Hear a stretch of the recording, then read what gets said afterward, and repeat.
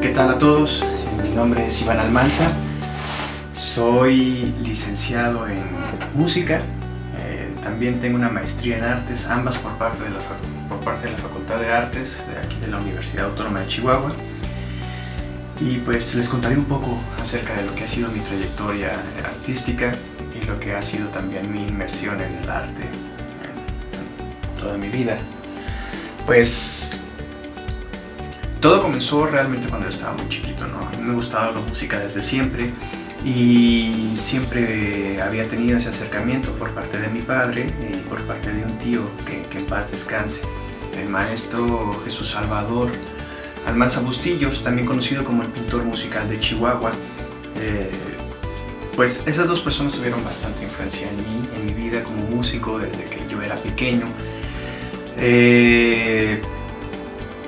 Pues resulta que yo en realidad siempre había sido bastante bueno en la música desde pequeño, sobre todo con la flauta cuando estaba en la primaria. Pues era fácil para mí en ese tipo de cosas, aprenderme las melodías, escucharlo, era bastante entonado. Siempre estuve en el coro de la primaria, pero no es en realidad hasta los 10 años que empiezo a tomármelo un poquito más en serio. En ese sentido, pues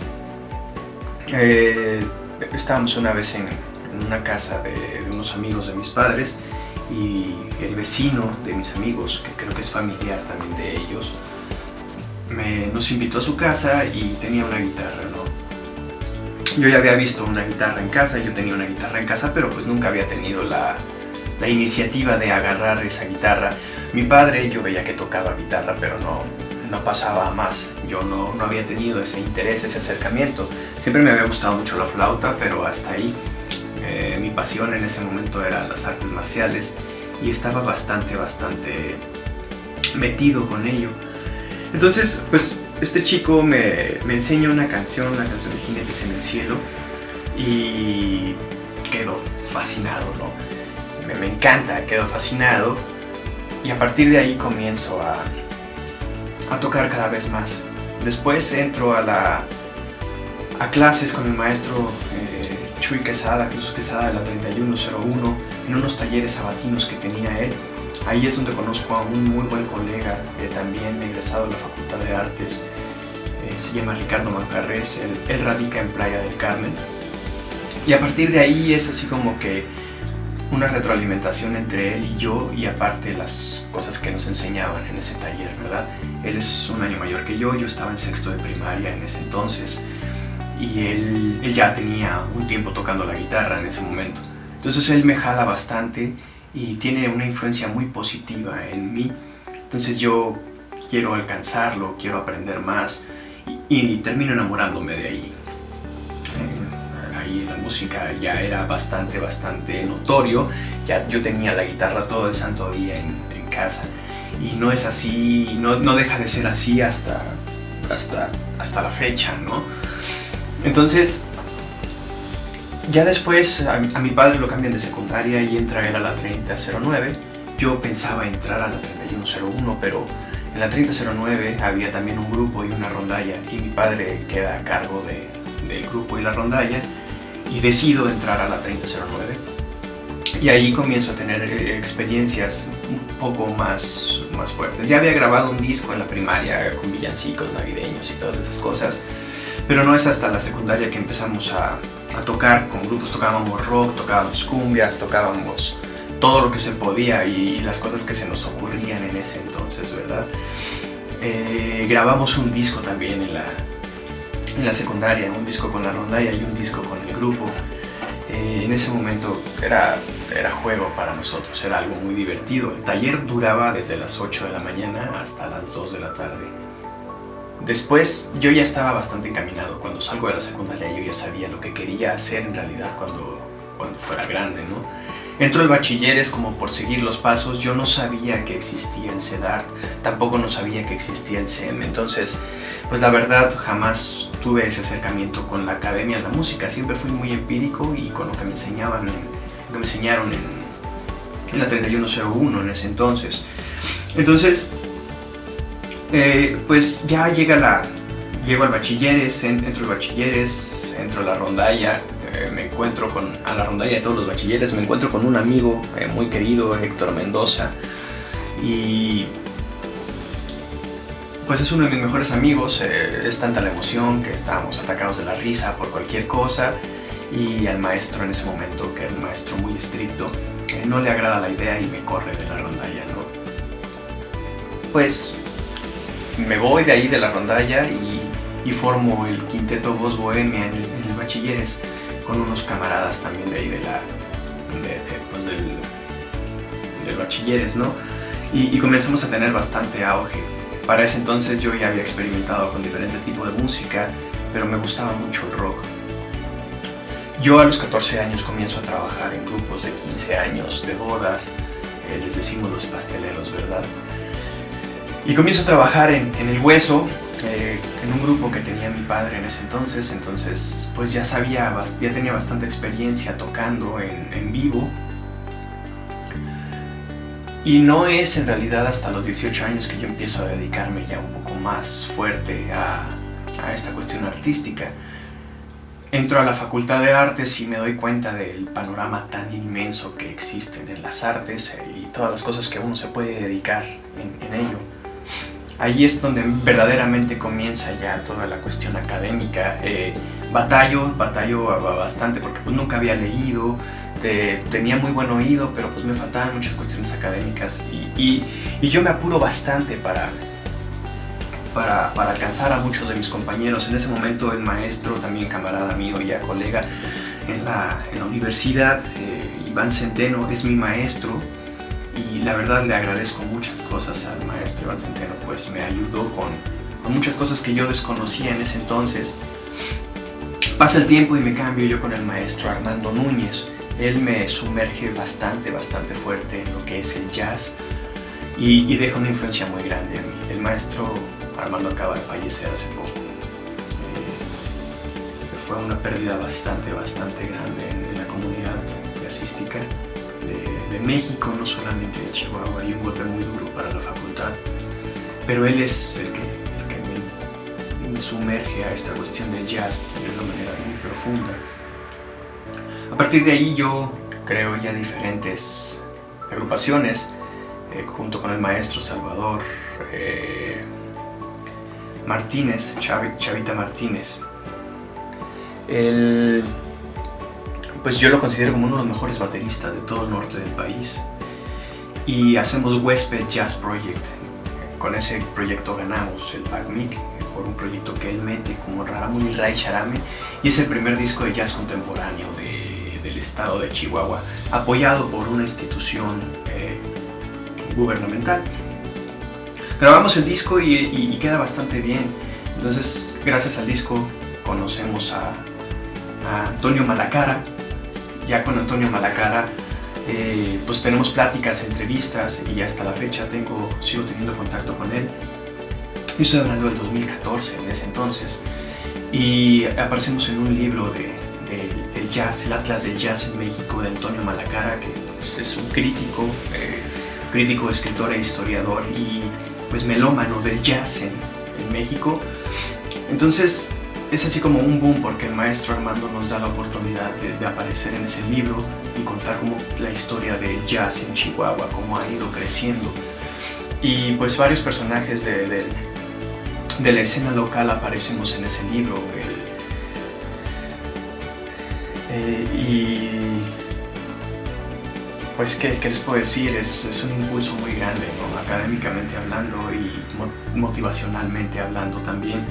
A partir de ahí yo ya estaba bastante encaminado a lo que era la docencia. Había cumplido ya mi servicio social en la 3009. De hecho, nunca dejé de ir hasta los 22 años, desde que me gradué, desde que entré a la secundaria hasta que me gradué. Di clases en mi taller sabatino, desde las 8 de la mañana hasta las 2 de la tarde. A partir de ahí, pues yo ya salgo y me dedico a dar clases totalmente en preescolar, primaria y secundaria.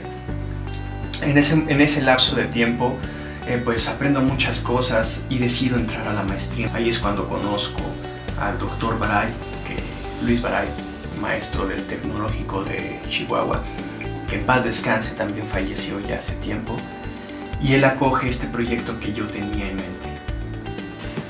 Entonces ahí es cuando yo conozco al Dr. Baray. Él, como les comentaba, acoge muy bien el proyecto, un proyecto muy extraño. Cuando yo era más pequeño podía ver algo bien extraño. Yo pensaba que era algo normal, que era algo común, y es algo que con el tiempo se me fue quitando. Yo tocaba, por ejemplo, el acorde de sol mayor en la guitarra y podía ver un color así como rosa, rojizo. Era muy extraño. Yo sabía que había llegado a la afinación correcta cuando veía ese como flashazo, era como un flash. Y también me pasaba lo mismo con el do, pero con el do era un color más azulado. Entonces pues yo lo veía como algo normal, ¿no? Yo estoy hablándoles de esto de como los 13, 14 años. Con el tiempo dejé de verlos, con el tiempo dejé de tener esa sensación. No sé si era una cuestión física, perceptual, o era una especie de sinestesia, o la verdad es que lo desconozco. Pero siempre tuve esa duda, ¿no?, de por qué el acorde de sol mayor me generaba esa sensación y podía ver ese color. Entonces yo decido, como siempre me habían gustado mucho la física, las matemáticas, pues en realidad muchas cosas, ¿no?, como la geología también, decido hacer una mezcla de estas cuestiones un poco más científicas, más objetivas, y mezclarlo con lo que era mi pasión, ¿no?, la música, el jazz. Entonces hago este proyecto que se llama Relaciones Psicofísicas entre el color y 5 acordes con séptima más comunes de la armonía popular. Con eso hago mi tesis y batallo para que la gente lo acepte. No es algo nuevo. Personajes muy importantes de la historia como Kandinsky, Newton incluso, intentaron hacer esta comparativa, ¿no? Es una comparativa que se tiene haciendo desde los griegos, quizá más atrás. Entonces pues yo retomo este proyecto que ya tenía yo desde hace mucho tiempo, lo retomo y lo hago en mi maestría desde una perspectiva física, como es estos 5 acordes más comunes con séptima, que son el acorde mayor, el acorde dominante, el acorde menor, el semidisminuido y el disminuido. Yo tomo estos acordes como base para hacer mi proyecto. Entonces lo que buscamos en base a identidades trigonométricas es ver como una especie de firma, ¿no?, una firma de los acordes en particular en el sistema occidental, porque en el sistema oriental es otra cosa, y pues lo hacemos desde la perspectiva física ideal, ¿no? Ondas sinusoidales puras, etcétera, etcétera, etcétera. Compramos en ese momento, el Dr. Baray compró un osciloscopio para poder hacer el proyecto, y él me mandaba las imágenes de las cosas que yo le pedía que checara, y luego ya nos juntábamos a analizar todo. Así surge el proyecto y lo comparamos ya con la luz. Nos salen ciertos resultados, nosotros esos resultados simplemente los elevamos para posicionarlos dentro de una gráfica con un proceso matemático que es bastante simple, que es como una inversión de la ecuación para invertir la gráfica, porque la curva sonora, como son acordes descendentes en realidad, pues va descendiendo, y la curva de la luz pues es exponencial, va hacia arriba. Entonces lo que hacemos nosotros es eso, simplemente voltearlo y hacer una comparativa. Pues el resultado nos quedó bastante prometedor. No es un hecho todavía, ¿verdad? Es algo que sigo investigando, y es este proyecto el que yo decido meter a la beca FOMAC, Creadores con Trayectoria Cuarta Emisión, y pues resulta que es ganador para la beca. Les gusta bastante, y yo decido cambiar el proyecto, el nombre, a Emociones, Sonido y Luz, y básicamente es pues agarrar estos resultados físicos que obtuvimos allí y pasarlos ya a la música. Cómo es que ciertos acordes, ciertas sonoridades, ciertos tipos de cosas funcionan desde la perspectiva que nosotros veíamos físicamente hablando, es decir, voy a componer una canción que tenga puros acordes mayores y ya después se hará un estudio psicológico a diferentes grupos para ver cómo es que este tipo de piezas afectan en la percepción de las personas, ¿no? Y también ya más adelante, con el favor de Dios, si todo está en orden, ver también una perspectiva, verlo desde la perspectiva física, contar con un grupo médico para poder encontrar los cambios en los patrones como el ritmo cardíaco, etcétera, etcétera, etcétera. A eso a largo plazo, ¿verdad? Ahorita de lo que se trata, y por lo que estoy súper agradecido con la beca FOMAC, es pues grabar las piezas, grabarlas de cierta manera para dejarlas con la mejor calidad posible, para después, con un poco más de tiempo, poder realizar el experimento. Pude comprar, gracias a la beca, comprar los instrumentos necesarios para poder hacer este tipo de trabajo. Requiere algunos instrumentos un poco costosos, pero gracias al proyecto lo pude lograr. Estoy todavía recabando material para hacerlo, pero pues voy a tocarles un ejemplo de algunos de los experimentos que estoy realizando. Va a ser un poco burdo, va a ser totalmente en vivo, voy a estar grabando todo y a lo mejor escuchan también el sonido de los pedales, como está sonando de esta manera, ¿no? Entonces, pues las sonoridades, los tipos de acordes y la improvisación son elementos muy importantes en el proyecto. Está muy influenciado por el minimalismo, la música minimalista en lo personal. Me gusta mucho, pero también está influenciado mucho por la improvisación y por estas cuestiones sonoras. Los analizo desde una perspectiva teórica, sí, pero también hay veces que acudo a la regla musical de que si suena bien, está bien. Y si hay algo que me gusta como suena, simplemente lo dejo. Todavía no empiezan los experimentos, porque pues todavía no tengo las piezas. Esto es un experimento, lo que les voy a enseñar es un pequeño experimento. Todavía no está completo, pero pues espero y sea de total su agrado.